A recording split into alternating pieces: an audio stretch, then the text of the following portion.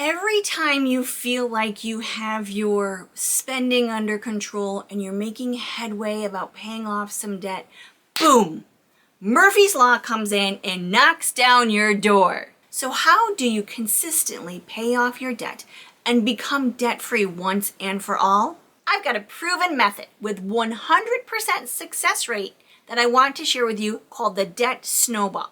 Now bear with me just a minute because I have tweaked the Dave Ramsey Debt Snowball system just a little bit to make it seem more realistic and make it more personal. After all, personal finance is personal. Now let's talk about those debts. List them, smallest to largest, on a piece of paper. Credit cards, mortgage, car payments, loans from Aunt Dinah. Now, if you have multiple student loans, break those up and put those down from smallest to largest as well. Now, make sure you put your percentage rates in there because I want you to visually see those percentage rates. Percentage rates don't normally have a place in this debt payoff system because it's not a math problem you have. You have a debt problem. You have a spending problem. It's more emotional than just the math of the APR. So put those there just so you know how much interest they're charging you. It'll get you a little bit more motivated and worked up about it.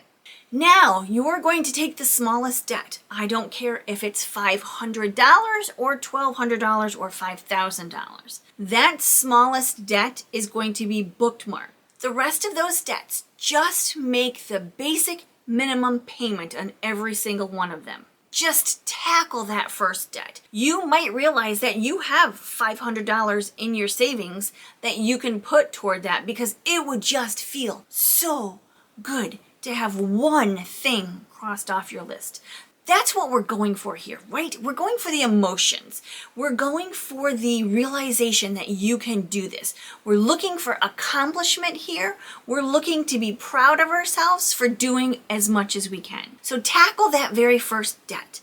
And then if you were doing, say, $200 a month on that first debt, once it's gone, you add that $200 to the next debt down.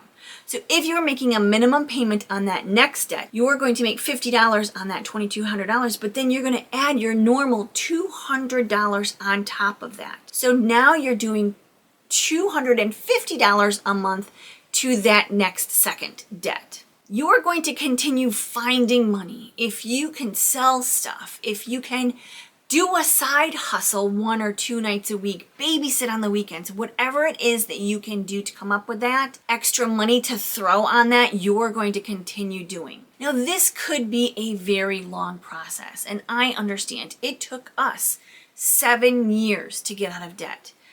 We weren't so consistent with it. We worked on it. We stopped. We fell off the wagon. We came back to it. We worked some more, and then we eliminated our mortgage. So once you have all of your debts listed and you have this understanding of how this works, then you're going to create a budget. I have a free budget planner. I'm going to leave a link in the description below so you can print that out. It's a download. You can print that out and go through it and create a budget. Creating a budget is the best way to know how much money you have to spend and how much money that you can put toward that debt. Once you see everything written down on a budget, you may decide that there's a lot of frivolous spending going on there. You can maybe work on your grocery budget. You can cut some of the streaming services down. You can maybe find things that you're not using that you just don't need right now. This is not forever. This is just for now. Just get yourself out of debt so you can decide what you want to do with your money instead of somebody taking it from you every month. You have to build an emergency fund. $1,000 is a decent start while you get out of debt.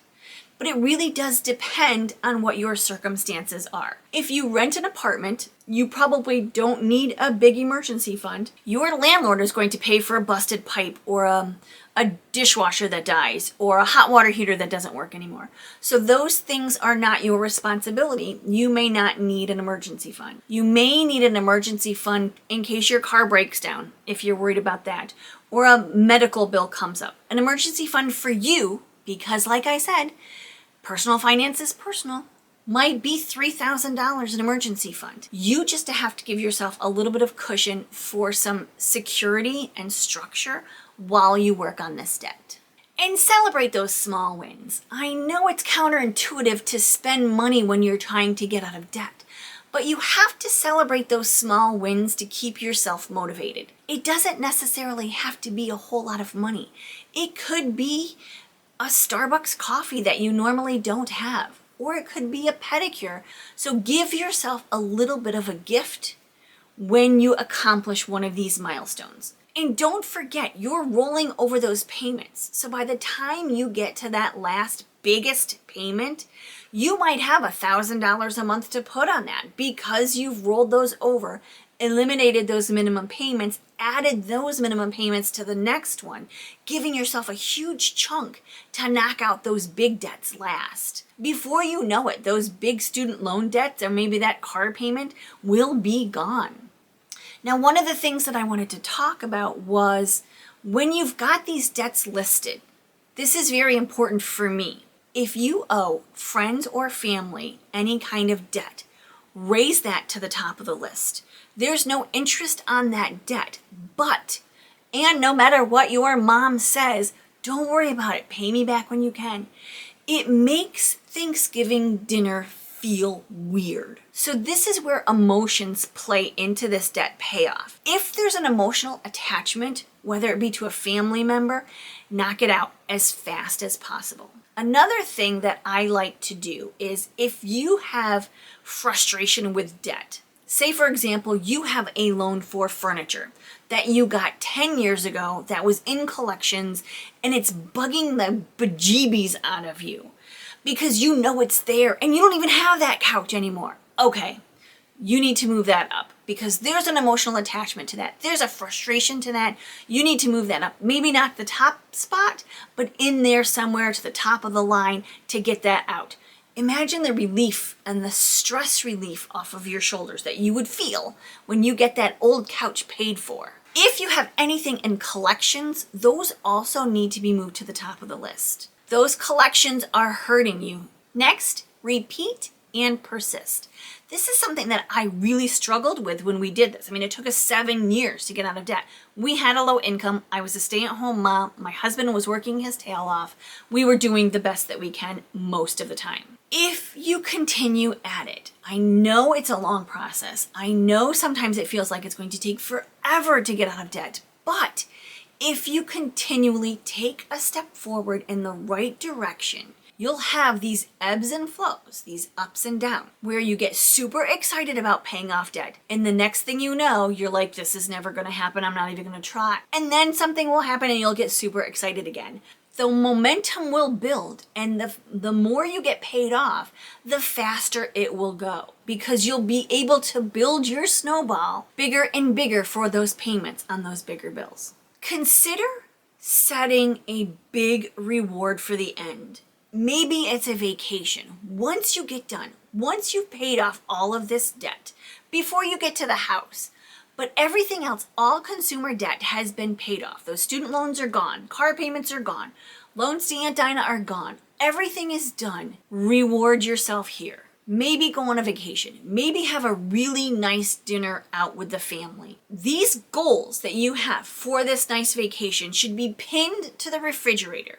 So every time you walk by the refrigerator, you're remembering what your purpose is here. You want to get all of these debts paid off so you can go to the beach for a week. Celebrating your financial freedom and the gift that you will give yourself when you're there will keep you motivated to keep going.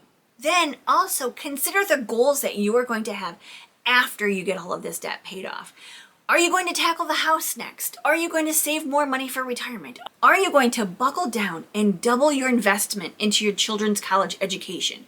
What are you going to do after you're done here? Pin those next to the debt-free goal. So you have both of those at the same time to keep yourself motivated to keep doing the work.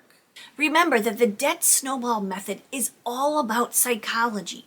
It's not about the math. It's about keeping the motivation and watching these things disappear one by one. Crossing them off the list one by one is very effective in keeping up the momentum.